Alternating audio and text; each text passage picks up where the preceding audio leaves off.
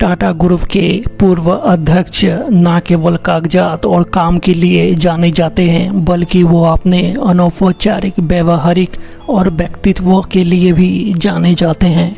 ज़रूरतमंद लोगों की मदद करने में 85 साल के व्यक्ति का अनोखा कारनामे से दुनिया लगातार हैरान है।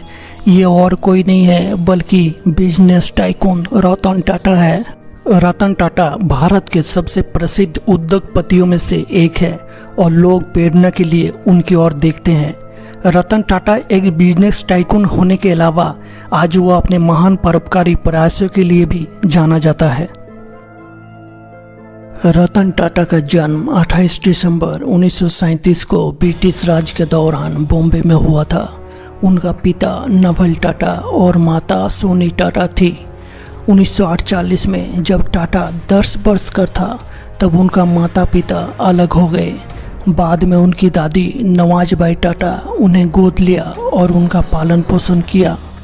उन्होंने 8वीं कक्षा तक कैस्पियन स्कूल मुंबई से पढ़ाई की। इसके बाद न्यूयॉर्क में रिवाइडल कंट्री स्कूल से 1955 में स्नातक डिग्री प्राप्त की। 1959 में उन्होंने कॉर्नेल यूनिवर्सिटी ऑफ आर्किटेक्चर से वास्तुकला में स्नातक डिग्री प्राप्त की थी। ये उस समय की बात है दोस्तों, जब रतन टाटा ने लॉस एंजलिस में जॉनसन एमोस कंपनी के लिए कुछ समय तक काम किया था। लॉस एंजलिस में रहने वाली एक लड़की से उनका प्रेम हो गया था और उससे शादी भी करने वाले थे, लेकिन उस दौरान भारत में उनकी दादी की तबीयत खराब हो गई और उन्हें अपने पोते रतन टाटा से मिलने की इच्छा थी। इसके चलते रतन टाटा को भारत लौटना पड़ा था और उस समय तय हुआ था कि रतन टाटा की प्रेमिका भी भारत आएंगे, तब दोनों शादी कर लेंगे। लेकिन किस्मत को शायद ये मंजूर नहीं था। उन दिनों 1962 का साल था और भारत और चीन के बीच युद्ध चल रहा था। इस युद्ध के चलते लड़की के माता पिता नहीं चाहते थे कि उनकी बेटी भारत आए और इसके बाद लड़की ने अपने माता पिता के पसंद से किसी और से शादी कर ली। 1962 में ही रतन टाटा टाटा इंडस्ट्री के सहायक के रूप में टाटा ग्रुप में शामिल हो गए। उन्हें जमशेदपुर में Tata engineering and locomotive company, जिसे अब टाटा मोटर्स के नाम से भी जाना जाता है, वहीं प्रशिक्षित किया गया था। इसके बाद उन्हें एक प्रशिक्षण कार्यक्रम के लिए भेजा गया था Tata iron and steel company में। 1971 में उन्हें नेल्को यानी national radio and electronics company limited के प्रभारी बनाया गया। कंपनी वित्तीय संकट के दौर से गुजर रही थी।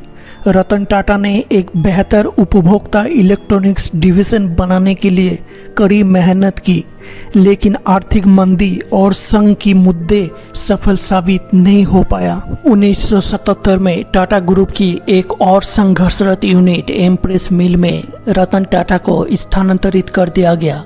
उन्होंने मिल को पुनरुद्धार के लिए एक योजना बनाई थी, लेकिन कंपनी के अन्य अधिकारियों ने इसे अस्वीकार कर दिया और मिल बंद हो गई।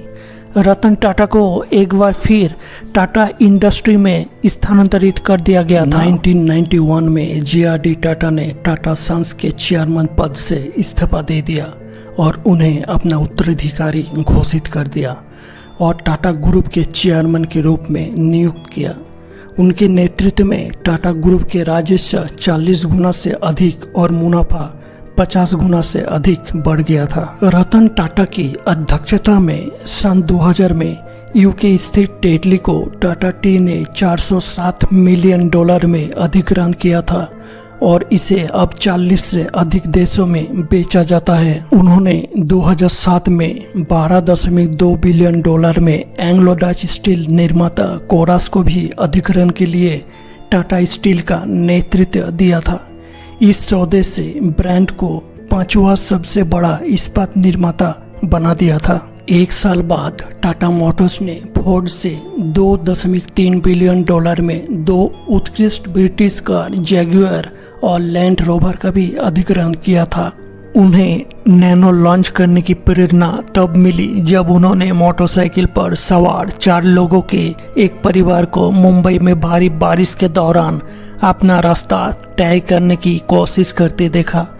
बच्चे को माता और पिता के बीच सैंडविच होते हुए देखकर उन्हें एक ऐसा विकल्प का प्रयोग करने के लिए उकसाया जो भारी सब्सिडी वाला हो फिर भी सुरक्षित हो। और एक अग्रणी कदम में रतन टाटा ने 2008 में टाटा एक्सपो में नैनो लॉन्च की, जिसे सबसे सस्ती कार के रूप में नामित किया जाता है। 1919 में स्थापित सर रतन टाटा ट्रस्ट भारत की सबसे पुरानी चैरिटी फाउंडेशन में से एक है। टाटा सन्स के 66% इक्विटी शेयर इस ट्रस्ट के पास है। ये रतन टाटा के नेतृत्व में स्वास्थ्य, शिक्षा, कला, चिकित्सा, ग्रामीण विकास को समर्थन करता है। Tata education and development trust ने $28 मिलियन का टाटा स्कॉलरशिप फंड प्रदान किया, जो कॉर्नेल यूनिवर्सिटी भारत के स्नातक छात्रों को वित्तीय सहायता प्रदान करता है। रतन टाटा की अध्यक्षता में टाटा ट्रस्ट ने एल्जाइमर रोग के कारण अंतर्निहित तंत्र के अध्ययन करने और इसके शीघ्र निदान और उपचार के तरीकों को विकसित करने के लिए सेंटर फॉर न्यूरोसाइंस भारतीय विज्ञान संस्थान को 750 मिलियन का अनुदान भी प्रदान किया। दोस्तों, बता दें कि रतन टाटा और टाटा ट्रस्ट ने कोविड-19 के दौरान पीएम केयर्स फंड में भी 1500 करोड़ का दान दिया था। रतन टाटा को सन 2000 में पद्म भूषण और 2008 में पद्म विभूषण मिला था। राष्ट्रीय नागरिक सम्मानों के साथ टाटा को महाराष्ट्र के सार्वजनिक प्रशासन में उनके महान कार्य के लिए 2006 में महाराष्ट्र भूषण और कैंसर देखभाल को आगे बढ़ाने में उनके असाधारण योगदान के लिए 2021 में असम वैभव प्राप्त हुई है। 2023 में महाराष्ट्र सरकार ने देश के दिग्गज उद्योगपति रतन टाटा को राज्य के विकास में बड़ी भूमिका निभाने के लिए उद्योग रत्न अवार्ड से सम्मानित किया है। 75 वर्ष की आयु में रतन टाटा ने टाटा ग्रुप में अपनी कार्यकाल 50 वर्ष पूरा करने के बाद दिसंबर 2012 में चेयरमैन पद से इस्तीफा दे दिया।